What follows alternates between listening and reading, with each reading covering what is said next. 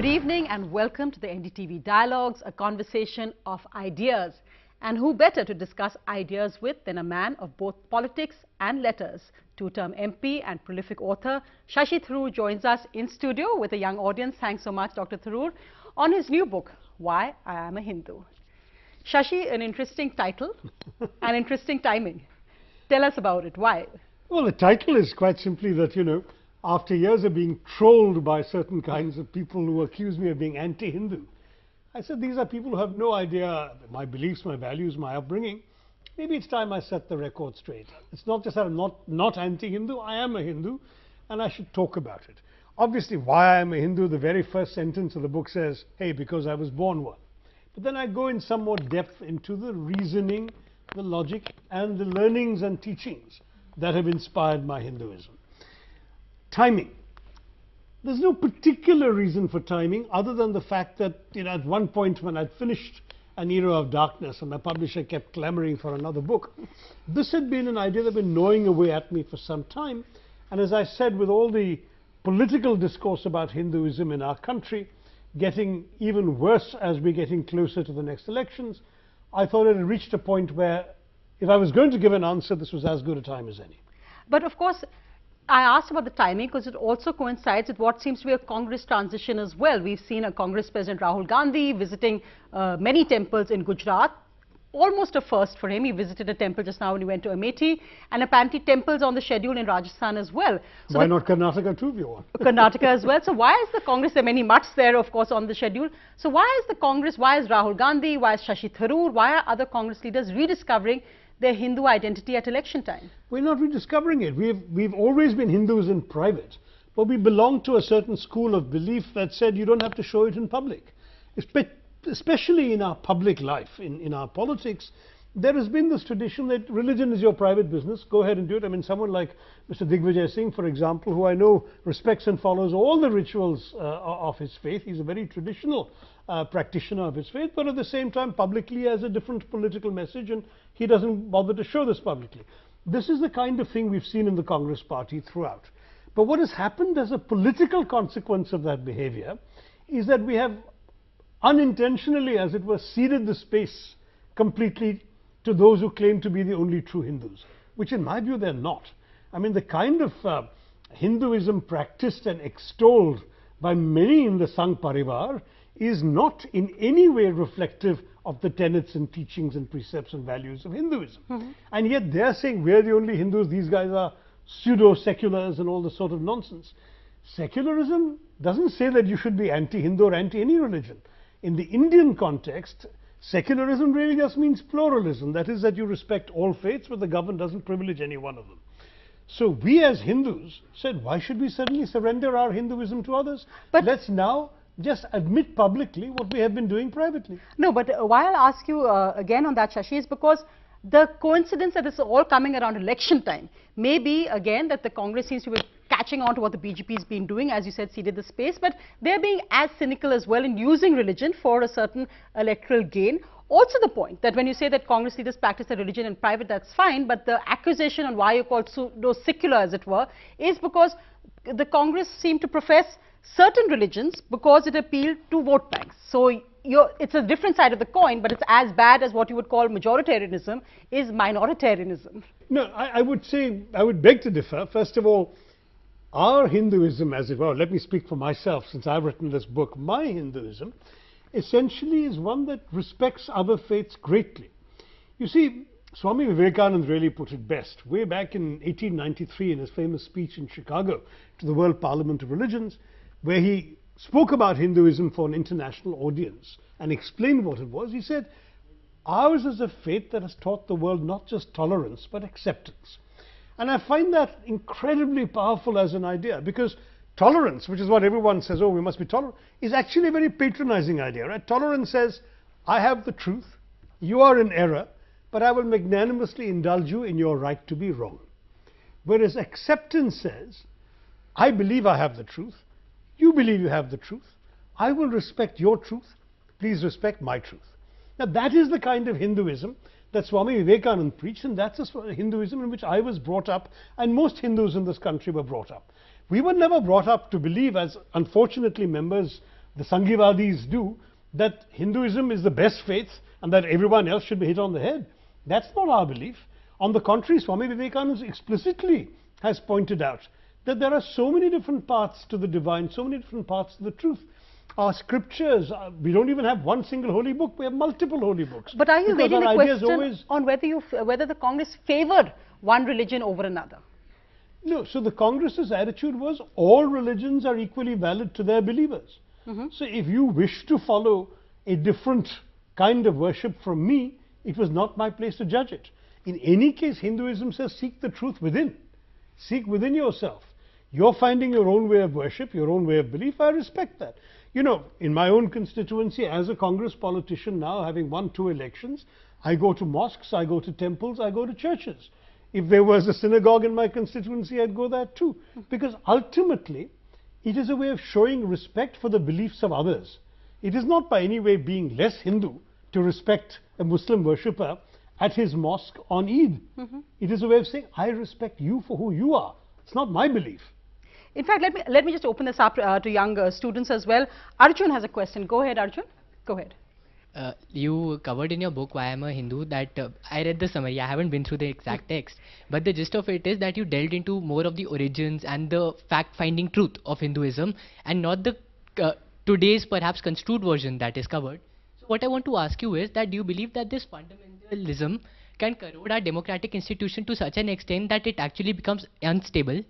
And B, do you believe that, you know, Hinduism is, that Hindutva is actually overpowering Hinduism as a religion altogether? So actually I do both.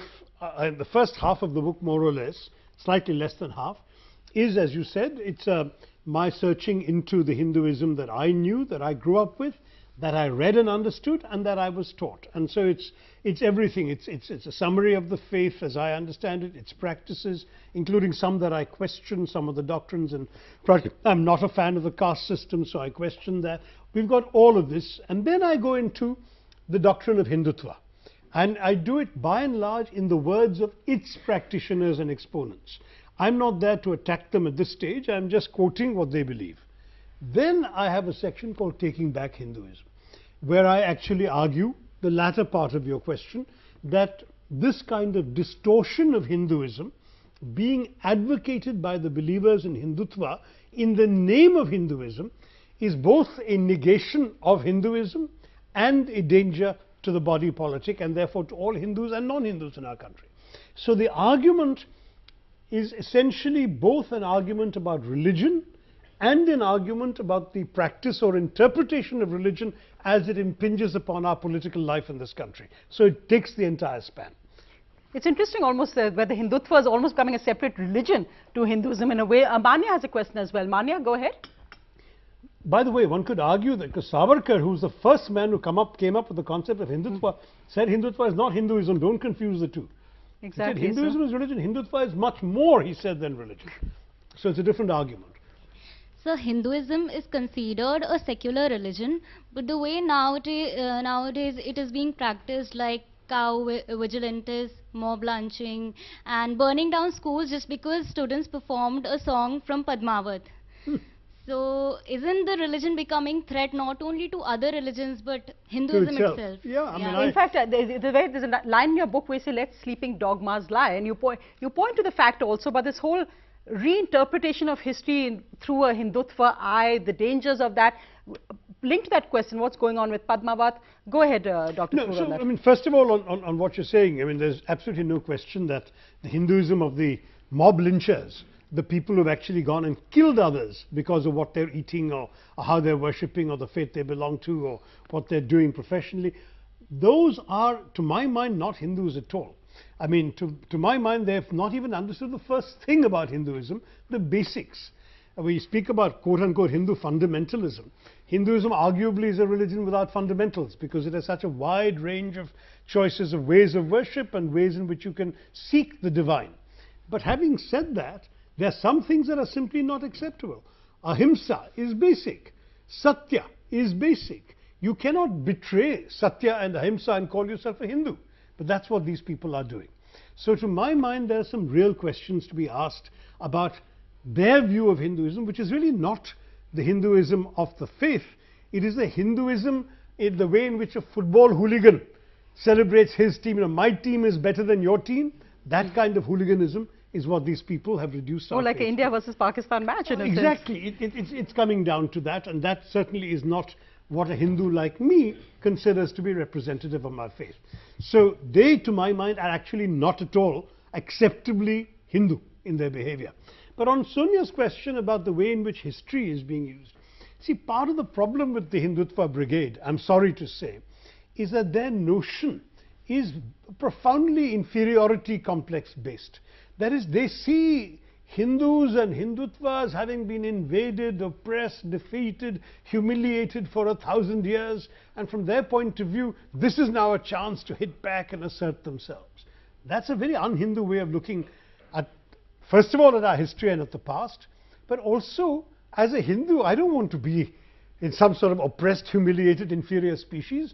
I consider myself a belonger to a very self-confident faith, one that has been very resilient throughout history.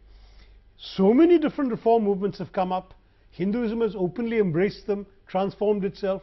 Buddhism started off as a reform movement in Hinduism. Jainism came that way. Many Hindus embraced Sikhism because they felt that it actually improved in some ways. The whole Bhakti cult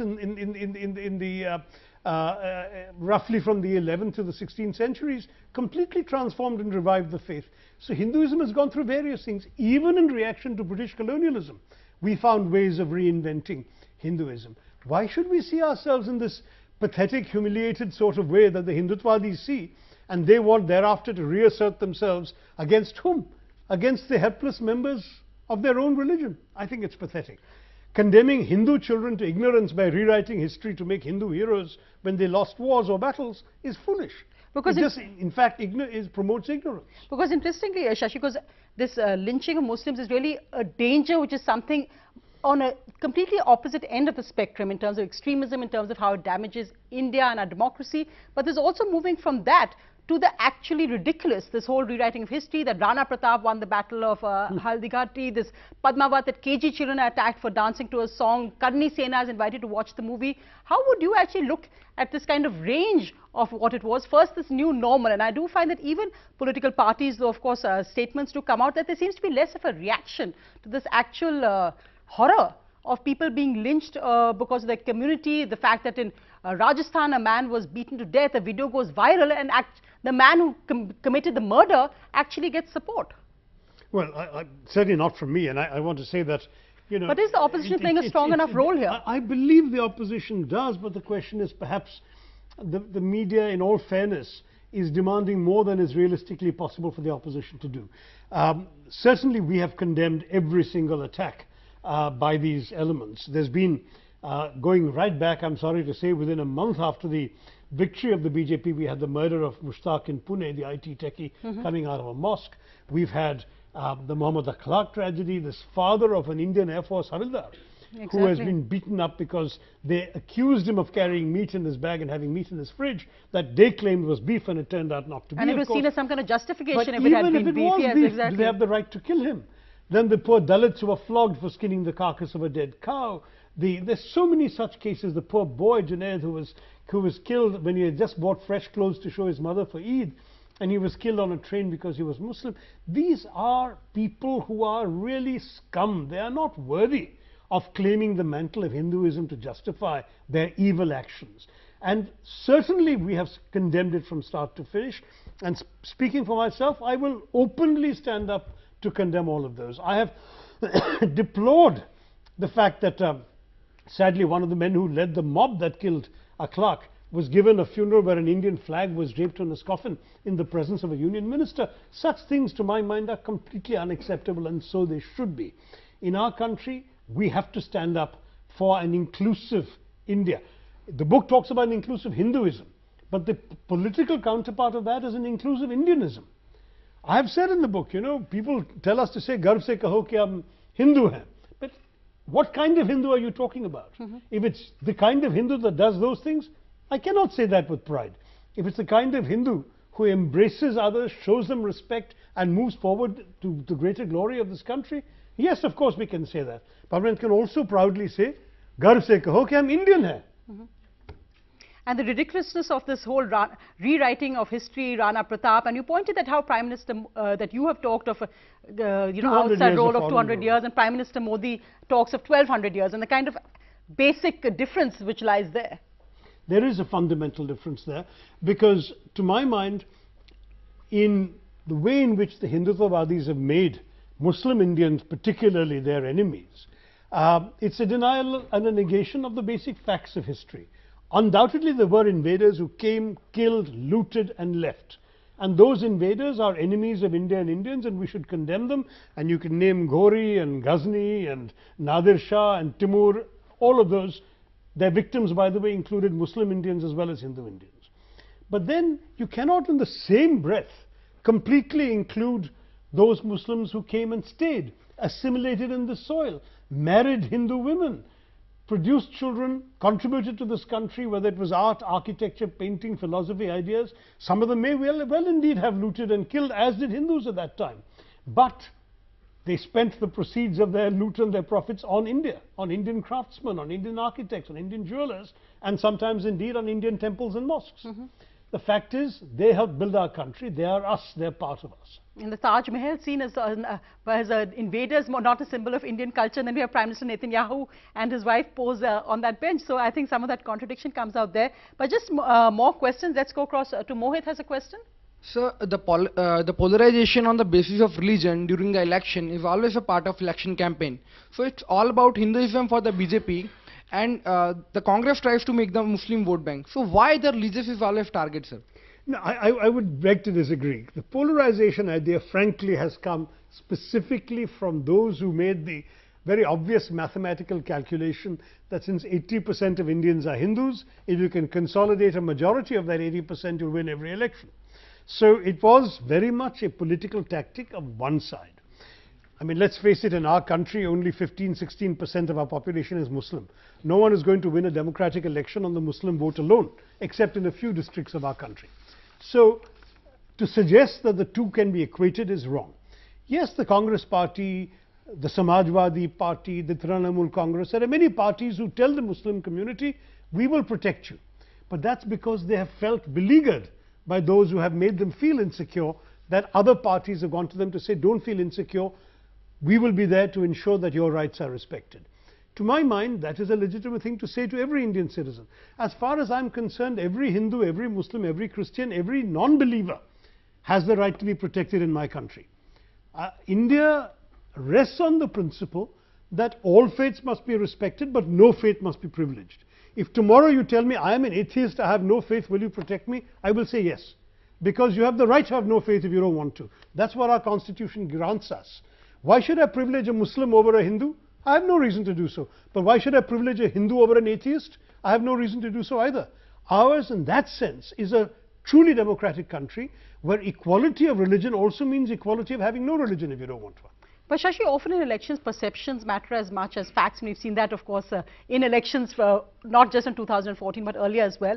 And this perception that the BJP is a Hindu party and the Congress, the Samajwadi party, are Muslim parties. And this whole kind of now, say, kind of tug of war to perhaps change that perception. For instance, when you condemn Hindutva politics, what about some very extreme statements made by the MIM or the Owaisi brand of politics? Why is it that we feel that we don't see the same kind of similar condemnation when some of their statements, and we've seen this in the Uttar Pradesh campaign as well, that often Muslim candidates of parties say the most shocking things as well. They ask for the Prime Minister's head, there'll be some other kind of bizarre fatwas issued, but the condemnation from, say, the secular parties isn't there at all. Well, I think, I mean, honestly, I can't speak for every instance. During elections, we're all busy with our own issues, our own constituencies. But as a politician, if I'm fighting in Trivandrum, am I going to be aware of what Mr. Owaisi may have said in Hyderabad? No, but looking at the Muslim League, say specifically in Kerala as well, now this whole controversy with the PFI, so the same playing out in Kerala in a different way. Muslim League is, in that sense, a secular party, in the sense that though it is the party of a community, it's a yes, of course, of the Muslim community, though they always make sure they have one non-Muslim candidate always. The fact still is that they are not a party that uses extreme language, so it's easier for us to work with them. But there are parties, you mentioned the Popular Front of India and its offshoot, the so-called Social Democratic Party of India, and if they say irresponsible extremist things, we do criticize them and condemn them in Kerala. In different states there are different parties. I can't answer for every single one of them. But let me say, speaking for myself, that I would be equally condemnatory of excessive language from any religious minority. I have, as a pre-political figure, as a writer or public intellectual or whatever you want to call it, I've been equally condemnatory of excesses of all faiths. I certainly spoke up in defense of Salman Rushdie and Taslima Nasreen when they were being condemned by Muslim extremists and threatened as well. Similarly, by the I've MIM, spoken up, which is a political party legitimate with an MP in the and parliament. I've spoken up in favor of Hindu writers who were attacked because of their rationalism or their atheism or their criticisms of Hinduism. I think the point is, ultimately in our country we do need to defend more robustly freedom of speech. What's happened to the political class as a whole is that we've tended to abdicate this to the courts, because the courts don't have to look for votes. Politicians do. And so politicians say, when somebody says we are offended, we go out and appease them until the courts say, well, if they're offended, that's their problem, but your job as the state is to uphold the law. Then you suddenly have the court sanction to do something or not do something. This is a problem, and this is a problem because indeed we have come to a point where every community now will have the ability to put a stranglehold on a political party, and you know, maybe someone like me doesn't have to worry about this because I don't lead a political party, but the leaders of parties will always have to worry about who they're antagonizing with what comment. You speak in favor of freedom of press in one place, you're offending a Muslim voter. You speak in favor of freedom of press somewhere else, you're offending a Rajput voter. So it's easier not to speak in favor of freedom of the press. I wanted to take, in fact, the whole Padmavati controversy is a microcosm perhaps of what's going wrong, that we actually bizarrely take out an I from the movie title and we think, oh, that's okay. And we have this, that comment on how KG children are attacked for doing a Ghumar song. We've got this now that the director has to call a fringe group, the Karni Sena, to actually watch the movie and kind of be a separate censor. But the Congress in Rajasthan is being very, very cautious on commenting on it. In fact, they're kind of staying quiet because they don't want to offend the Rajput vote. There's a hypocrisy right there. Well, look, I can't comment on the Congress party's decision. Well, not just in Rajasthan, but with the Congress across the board. No, I'll tell you why, because, I mean... No Congress spokesperson is coming on the Padmavati controversy. I'm warning you now before you... No, I'm not going to speak because on you're the not a controversy. I'm spokesperson, just luckily. saying, when one set of people have shot themselves in the foot on an issue, why should the other set of people come in the way? So ultimately, in politics, sometimes silence doesn't necessarily imply a substantive position. It implies a tactical position. If the Congress says it doesn't imply cowardice. No. Look, if the Congress, I say if because I am not part of the political decision making in the Rajasthan Congress, but if the Congress is saying right now the BJP and the Karni Sena are having it out amongst themselves, why get in the way? You know, two sides are firing bullets at each other. You want the bullets to hit you? You stay out. That's a sensible tactical choice. I don't see any problem with that. Just to ask, because we were talking just now about Kerala earlier, and the point also of Kerala, suddenly this whole issue of love jihad, which has reached the Supreme Court, and we have mothers coming out saying our young girls are being taken, brainwashed, made to convert religion. What's your stand on this whole love jihad issue? Is it true at all? What is love jihad for you? It's you know, frankly, it's an exaggeration. First of all, in our country, you're entitled to marry whoever you want to of any faith. Right? You don't, no one says you have to only marry within your community or your caste or any other prescription, right? However, some have argued that there is a conspiracy afoot that young Muslim men are seducing Hindu women and converting them in order to increase Muslim numbers through this process of love jihad. Now that is... Oh, ISIS, that ISIS is behind this. This is a bit preposterous. Why? Because if you look at the total number of such marriages, there are Hindu-Muslim marriages, and there have been Hindu-Muslim marriages before anybody came up with the idea of love jihad. But in many such cases, and I know a few couples, perhaps you do too, who would qualify and who never thought of their marriage that way. But the fact is that the total number, I think, in all of Kerala in the last 10 years has been 800 odd such cases. Now, you're not going to convert, 80% of the Indian population at that rate of pace. It'll take you, 8,000 years of loving before you can even get to something like 10% of the jihad you want. So the whole thing is a bit preposterous. Even if you assume that in these 800 marriages there are one or two that are not really genuinely love and there actually was some ISIS conspiracy behind it, it should not be beyond the capacity of our investigative agencies, our police and so on, to nail the one or two cases where there is a misuse of human relationships to beguile an innocent girl, but for the most part, an adult woman knows what she's doing. If she happens to fall in love with somebody of another religion, she has the right to do so. Well, let's just get more questions. This young girl had a question. Go ahead. My question to you is, the front and foremost agenda of Congress has always been the youth. And you really do resonate with the youth. Thank you. My question, and I think a lot of us here agree, when is your candidature for Prime Minister going to come out? Or what is stopping Congress from actually nominating you for a Prime Minister candidate? Well, first of all, our system doesn't work that way. We have a parliamentary system. And in a parliamentary system, you don't sort of run for Prime Minister the way you run for President in America. The party decides who will be its candidate for Prime Minister. It's usually the leader of the party. And the party workers, the party representatives, they decide who should lead them. In our party, we have a leader. I'm quite sure that if any one of us in the Congress party were to contest against him for the leadership, the Congress party workers would resoundingly vote for him. There's a good reason for that. I mean, the party workers do have faith in the leadership. And I want to stress that, you know, ultimately, behind your question is a different idea, which perhaps is much more influenced by the kind of Prime Minister we have today, who's made leadership all about one person, one man, who knows all the answers. The hero on the white stallion who comes down with his upraised sword and will cut through all the problems of the nation and solve them. That isn't the job of a Prime Minister. A Prime Minister is supposed to be a first among equals. Whereas we have now somebody who wants to be a one-man army and is running the country in that way, which is of course what a presidential system often encourages, but a parliamentary system doesn't. In our case, we have a leader who says, hey, I don't know all the answers. But you know what? I'll come to you and you tell me what your questions are. And I will be working with a team of experienced, qualified, able people, large numbers of them, far more than that one-man army has, to help him.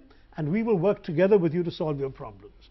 In such a situation, it will matter in many ways much less who the Prime Minister is. The Prime Minister will be leading and guiding a team.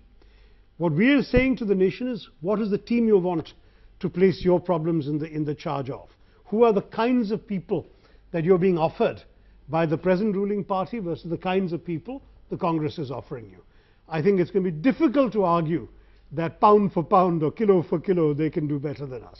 Though interestingly, of course, Shashi, you've advocated for presidential form of election in India as well. So because our country increasingly seems to want to vote for individuals rather than parties, policies, teams. But we have the system we have, and we have to try and make the parliamentary system, because that's what we've got, succeed until we no longer have that system. But let me ask you that even as a two-term MP, in a sense, you're a rare Indian politician who has actually come up with no dynasty or with no links to politics at all. And you completely came as an outsider, and you may be more of an insider after 2 terms, but still quite different from perhaps traditional Indian political families and dynasties, and the Congress especially, and whether this starts from Rahul Gandhi and many of its young leaders are all part of political dynasties. As someone who has shown by his own career the primacy of merit, does that sometimes actually gall you? Is it a contradiction? Do you feel that perhaps I could have done a better job? Oh, come on.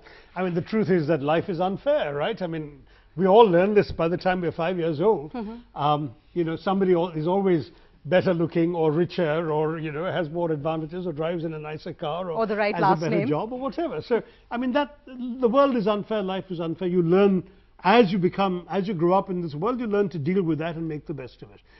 I want to say that as far as your point is concerned, obviously my entire life, I've had to work for everything I've had. Everything I've accomplished, I've done through my own hard work, and I believe that and I respect it. Now, yes, I don't come from a political family, and I'm not going to start a political family because my kids are both writers, journalists. You started a literary family. Yeah, literary family, but that too requires merit. Of course. If no one publishes them, they won't be read, right?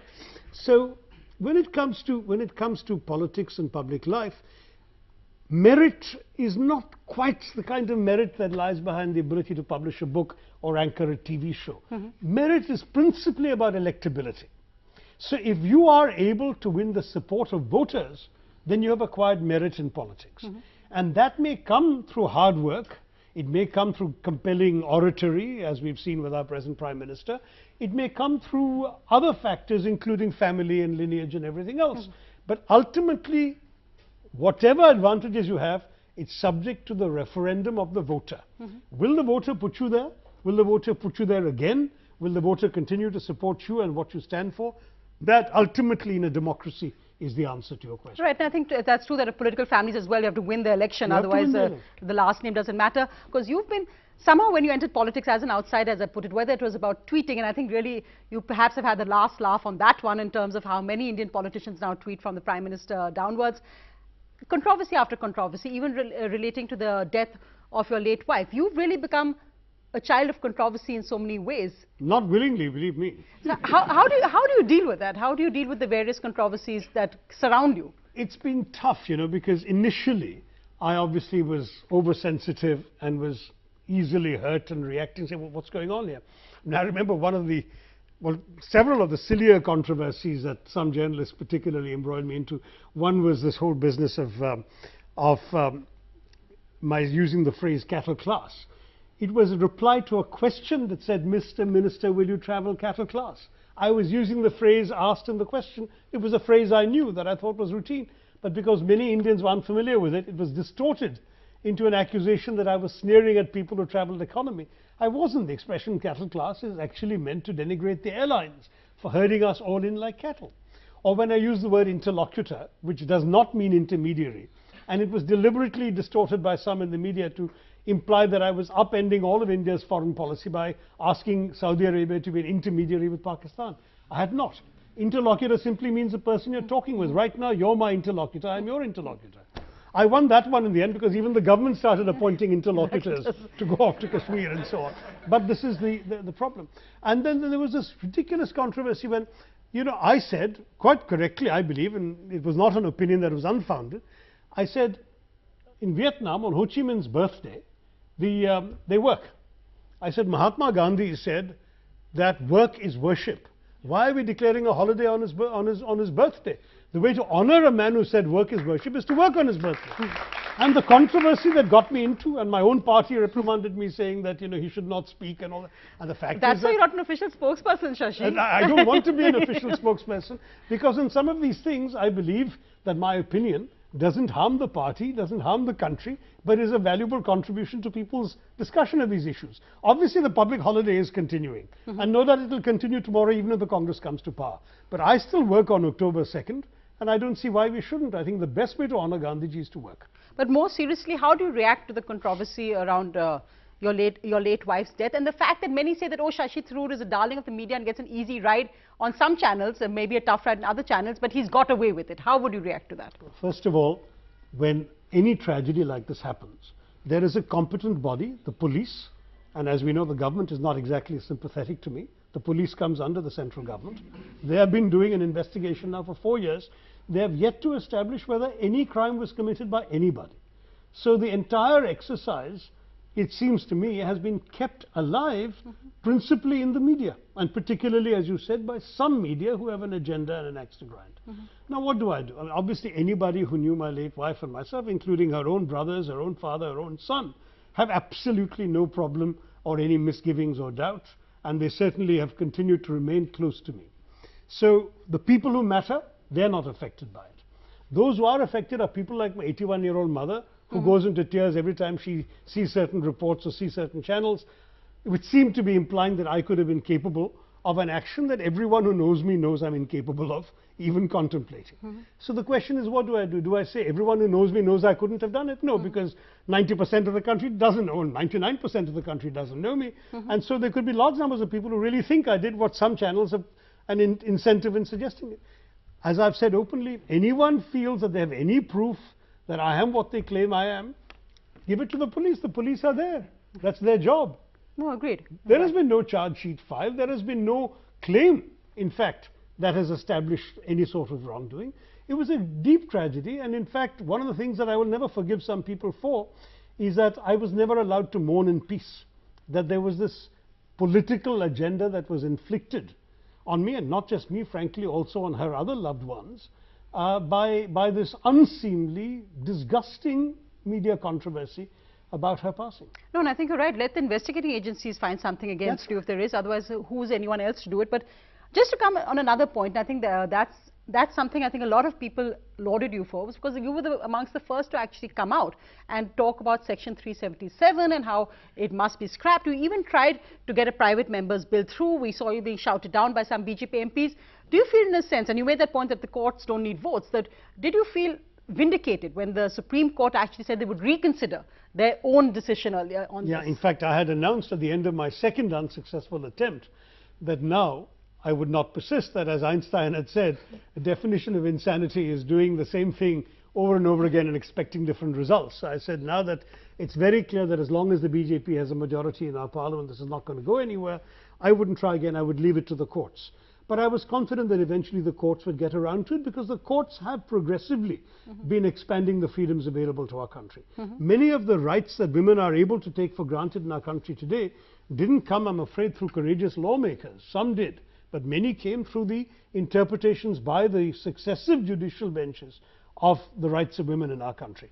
And I think the same will happen to other kinds of victims of our Victorian era penal code, and the sexual minorities are definitely people who deserve a fair interpretation of, in 21st century terms, of what their rights are as human beings. I'm proud to confess that I'm a liberal. I express that openly. I believe that I should accept people as I find them, that it is up to them to be who they are, to become who they are, to say what they want to say, to do what they want to do, provided they don't harm others. If somebody in Section 377 which prohibits, for example, child sex. If you go and molest a child, I want the full force of the law against you. But if you're two consenting adults expressing your love or your desire for each other, why is it the business of the state? I don't want the government in the bedroom. I don't want the government in the kitchen. I don't want the government opening the fridge. This is not the kind of India that any liberal Indian would want to support. No, I'm glad, because liberal is seen so much as a dirty word nowadays. In fact, that said, well, almost liberal is being seen as something which is not really popular right now. This whole question of nationalism, you've written in the book on the difference between what Indian nationalism is and Hindu nationalism. You've also made the point that when Sushma Swaraj said perhaps the Bhagavad Gita should be the religious national book of India, and you said you have a very different view on that. Tell us a little bit on your view on the difference in Indian and Hindu nationalism in a sense. Well, I mean, first of all, Indian nationalism goes beyond faith. It is for all faiths and people of no faith, as I said earlier in response to one of the questions. As far as Hindu nationalism is concerned, it suggests that the Hindus are the constituent element of this nation. There's been a very specific disagreement on this, going back to two of the big votaries of Hindutva, Golwalkar, the then head of the RSS, and Deen Dayal Upadhyay, who was from the RSS but became head of the Bharatiya Jansangh, who both rejected the constitution. They said it's written by westernized lawyers, it's full of foreign ideas, and they specifically said the biggest flaw in the constitution, both Golwalkar and Upadhyay said it in great detail. The biggest flaw in the constitution is its definition of a nation. It says the nation is a territory and all the people on it. Whereas to Golwalkar and Upadhyay, the nation is not a territory. The nation is a people, and the people are the Hindu people. So there is a fundamental difference there. An Indian nationalist says the nation of India is everybody. It doesn't matter if you're Hindu, Parsi, Jew, Christian, you're an Indian. Nationalism applies to you, and that's all that matters. Whereas the Golwalkar-Upadhyay view, very clearly articulated by them beyond debate, it's very clear, is that no, to be a member of this nation, you have to be a Hindu. This is the true Indian nation, and all others are either guests or interlopers. And they were prepared to admit Jews and Parsis as guests. They were model minorities, and they were rejecting Christians and Muslims as interlopers. Unless these Christians and Muslims were prepared to subsume their idea and their faith into this idea of Hindutva that was being propagated. Now, this is a very, very fundamental difference. To my mind, a Muslim Indian is no less Indian than I am. Whereas to the Sanghivadis, a Muslim Indian is not as much of an Indian as a Hindu is. No, that's a fascinating actually. I think maybe that's one of the reasons why everyone should go out and read this book. But just final thoughts. Sarthak has a question as well. Sarthak, go ahead. Hello, sir. We've seen that the meme culture is expanding unprecedentedly, and you've been a target of it time to time. So what's Some your of them opinion? are quite funny, actually. So what's your opinion on?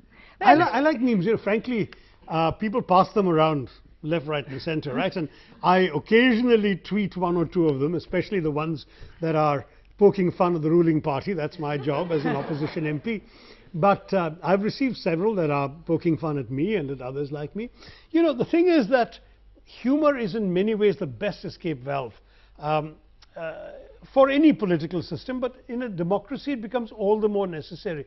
Because if we start making saints out of our political leaders, we're doing saints a disservice, but we're also doing the political leaders a disservice. They're human beings, they're capable of making mistakes. Let's remind ourselves and them of their fallibility with these memes poking fun at them. I think the moment a political leader takes himself or herself too seriously and believes that really he's God's answer to all the problems of India, the day that happens, then woe betide both the leader and India. Because I don't think that any one individual is going to be able to solve all our problems. All we can do is try our best. Try with sincerity, try with compassion, try with caring for all the people we are there to represent. And in the meantime, accept that once in a while we'll make mistakes, we'll say silly things or do silly things, and that people will laugh at us. To be reminded that people are laughing at you keeps you straight. I think it's a very good thing. But Shashi, what's with all the grammar lessons on Twitter? I mean, do you do that to tease? Come on. Or are you showing off? I don't teach grammar lessons. Others are using my words to teach lessons. No, listen. It's okay. I read in this. Don't forget, I grew up in an India without TV, without computers, without mobile phones, without Nintendo. All I had was books. And I was an asthmatic child, so I wasn't out there playing as much as I wanted to. So I read and read and read like crazy. I acquired an extensive vocabulary through reading. I wasn't somebody like a nerd studying dictionaries. I hardly ever consulted the dictionary. I understood the words from the context in which I read them. You read the same word 10 times in 10 different books, you'll understand what it means from the usage. And that's why I started using these words. Farrago is Since a word you Stephen's use College often. debating days, to attack an opposing speaker in a debate by saying it's a farrago of inconsistencies, a farrago of misunderstood facts. And so I used to do it all the time. In fact, after this controversy, because somebody alleged that I had used a word that somebody else had used in a debate of 4 or 5 years ago, people on Twitter found articles I had published 25 years ago using the word farrago. So I have this vocabulary. You know, I suppose God gave it to me, but I also took it from books by reading. I'm not trying to show off, I'm being myself. But if in the process of reading my tweets, you learn a few new words, what's wrong with that? Exactly. All English literature students should read them. But finally, Shashi, there was one line in your book, which, or actually a chapter which really, I thought, summed it up about Hinduism as a 21st century religion. I think it's so important with, as I said, a young audience, so much of India now young, to look at it as a modern progressive religion. Do you feel that's changing nowadays, or is that really an Hinduism you see alive and thriving? Yeah, so I believe the Hinduism that I believe in, that I've described here, is a perfect religion for the 21st century, because I describe the 21st century as a world full of doubt and incertitude, with legitimate questions to be asked about everything. And here you have in Hinduism a religion which in the Rig Veda's creation hymn says, where does all this come from? Who made this world and the heavens, universe? Only he in the heaven knows, or maybe he does not know. So that level of doubt and uncertainty, even about the Creator, is there in our faith. Now, to my mind, in the 21st century, a religion that respects different points of view, that says various ways of finding the truth are available and open, is a perfect religion for our times. But the religion of the Sanghivadis, what they claim is Hinduism or Hindutva, is a religion of the 14th century, maybe certainly the 10th century was a more enlightened period than the 21st century would be under their tender mercies. So therefore, when I speak of Hinduism being potentially a universally acceptable faith, it is the Hinduism I've described, and not the Hindutvavadi's Hinduism. But interestingly, in the book, you've also talked about the fact that the kind of controversy about who invented ancient theories, whether it was the law of gravity or various other issues. You said the BJP is not wrong in actually looking back to the Rig Vedas and ancient Indian texts, Aryabhat, much before the Western world came to this actually. But today we have somebody who says, look, we're questioning Darwin's theory of evolution. So where do you actually match the kind of pride or really the research and the knowledge of our ancient texts and what's theory of happening evolution, today? he should have said, has been anticipated in the various avatars of Vishnu. Because you start off with Matsya, you start off with the sea creature, who then becomes amphibious, who then becomes a tortoise walking on land, who becomes a half man, half lion, who then becomes human, becomes Ram, becomes Krishna. It's very much an understanding of evolution. So one could argue that the ancient thinkers had actually all these brilliant ideas, instead of which the man simply says that evolution makes no sense because no one has seen an ape transforming itself into a man, which I think shows the need for serious scientific education to our Council of Ministers. But no, my point was a different one in the book. What I was saying was that by saying preposterous things, like our Prime Minister saying that Ganesha's head on a human body shows that we did plastic surgery. I mean, the fact is, you imagine the smallest imaginable elephant head and the largest imaginable human neck, and you tell me, is it even possible to think of that as an actual action, as an actual transplantable commodity? No. But the truth is, India was the world's leader in plastic surgery. We actually invented surgery. As far as human records go, Sushruta was the world's first surgeon. The first instruments were found. The world's first recorded rhinoplasty operation, an operation on a human nose, was done by Sushruta, by the ancient, Vedic era scholars, surgeons. So we are discrediting the real achievements of science by saying ignorantly preposterous things about what the science was. Right. So you can actually look at concrete examples of genuine accomplishments, and then you can discredit them by saying there were Pushpak Vimans flying around the world, which obviously there is no evidence for, and the only text that has so far been cited by those who advance this preposterous theory was debunked in the 1920s as a forgery. Well, Shashi Tharoor, it's been fantastic to have you on the program with this young audience, but you have to promise me that you're going to come back with who you call a Sanghivadi, with some BJP Hindus, and let's just actually have this debate as well. I'd be I think it's delighted fascinating. to. Thank you very much. Next time, thanks so much for being on the Dialogues, and thank you all for being part of it. Thank you.